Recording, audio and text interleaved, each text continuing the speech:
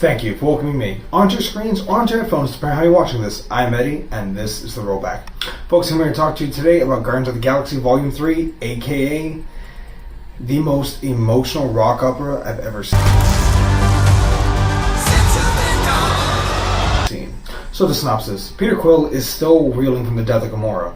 However, he must rally his team together to protect not only the galaxy, but one of their own.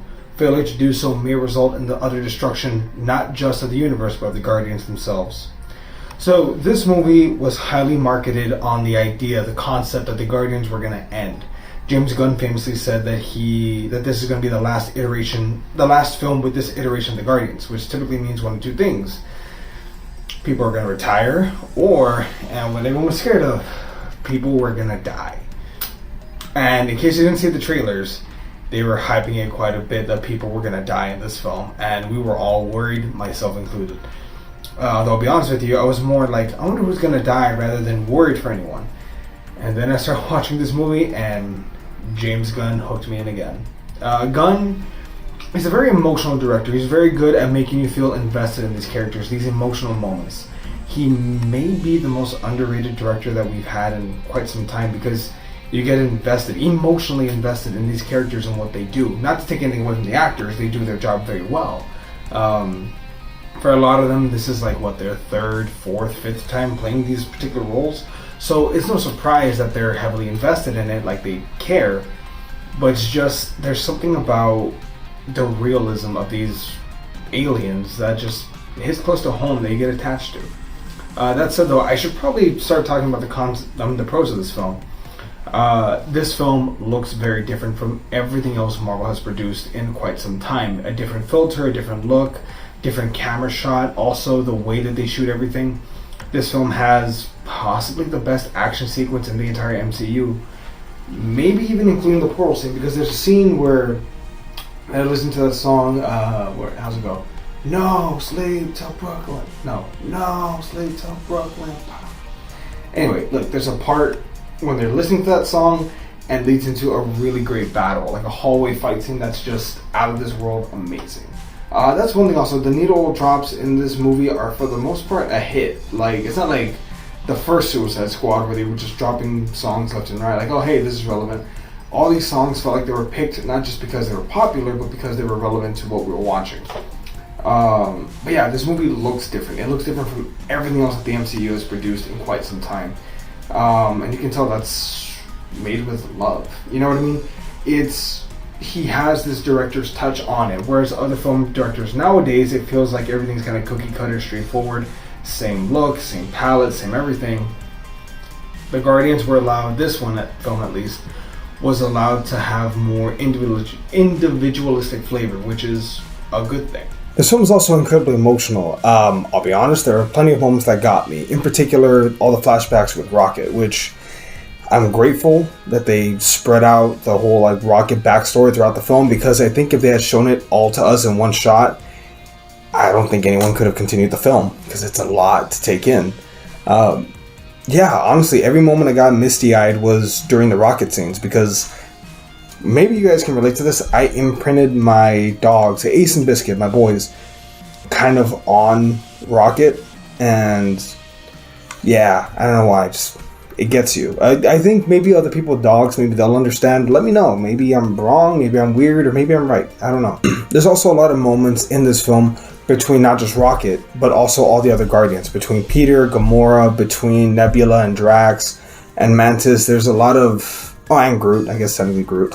There's a lot of character building throughout this film, and it hits emotional highs because you become invested in these characters, and that's a testament not just to the actors but to James Gunn's writing. Like I said earlier, I'm not trying to take anything away from the actors, but I think when you have such a long relationship with this particular team, with these particular characters, you get so invested and you know them inside and out emotionally. So you're able to craft these bigger and better stories that hopefully have a strong emotional payoff, which in this case, yeah, it does. I need all of you to stop what you're doing and listen. Go down, click subscribe. We're trying to hit 100 subscribers. Thank you!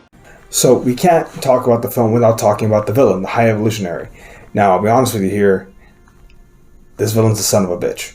Like, I hate him more than Thanos or Killmonger, and that is saying something, because although Killmonger and Thanos they're not good guys, there was a purpose to their madness. Thanos wanted to mercy kill half the universe. Killmonger wants to liberate his people. Highly Evolutionary is just a bastard. He's just a child who's torturing animals for the hell of it. And man, I wanted this guy dead so many times throughout this film. It's not even funny. I want to take a baseball bat to him. And I think, again, it's because of he's like an abusive, drunken father. Now, the more I'm thinking about it, because he's a narcissist, but also when Rocket even shows that he might be smarter than the High Evolutionary, instead of being proud of his creation, he abuses him emotionally, physically. Like, telling him, how can you do this? How can a creature like you be capable of figuring out a problem I never could? And just all this other stuff. And it's just, God. And then at one point, he's not drunk. He needs to rest. But again, he comes off as a abusive father, like an abusive captor. They call him sire, they call him king. To some people he's a god, but he's a cruel son of a bitch. It's funny because at one point in the film, all he wants is for his creatures, for his creations to be able to have original thought.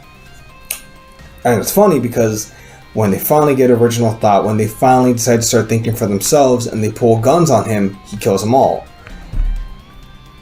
Just fuck this guy. Like, lowest of the low bastard. Just. Ugh. So, enough about the parts we can talk about. Let's talk about the parts that maybe you don't want to talk about. Spoiler alert in 3, 2, 1. All the Guardians live. I know, I'm shocked too. From the previews, you could have sworn at least a few people were going to die, but no. All the Guardians live. So there's no cheap death, to use. But I like what they do better. Instead of killing the Guardians, they each complete their own arc or begin their own arc in a proper way.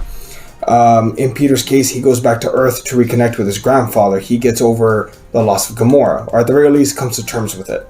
On Gamora's side, remember, this is other Earth Gamora. She was with the Ravagers, and she stays with the Ravagers as that is her quote-unquote new home.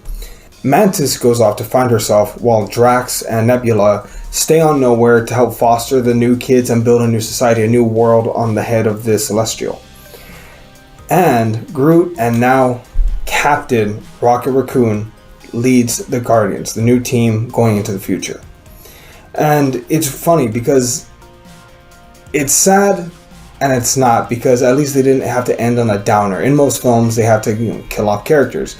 Tony, Captain America, Black Widow, they have to kill them off. But not in this case. In this particular case, no one dies. The family doesn't break up. They just go their separate ways to find themselves. But you know that they'll find each other again, if not in this life, then in the next. They'll always have the stories that they had together. And I genuinely believe, I think maybe the Guardians might reunite shortly for Secret Wars. Or maybe the Kang Dynasty, I'm not quite sure. But I think maybe they'll re-team up, but we'll have to see. That said, though, the cons of this film, which are very brief, I'll be honest with you. The only reason why I could see someone turning off this film would be the bad animal parts with the High Evolutionary. The flashbacks are genuinely hard to watch. But if you can get through that, there is an incredible film and an emotional payoff, to all of that in the future. AKA, be kind to animals. Like, be nice to animals, please. But yeah, that's the only real turnoff I could imagine people could have. That's the only real con I can think of.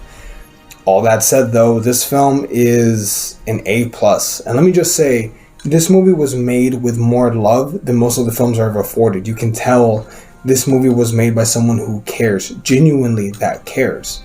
After watching this, we're in good hands. But thank you, James Gunn, for this most unlikely of trilogies for a team that no one expected to succeed, but they did. Thank you. So that's it. That's my whole spiel for Guardians of the Galaxy Volume 3.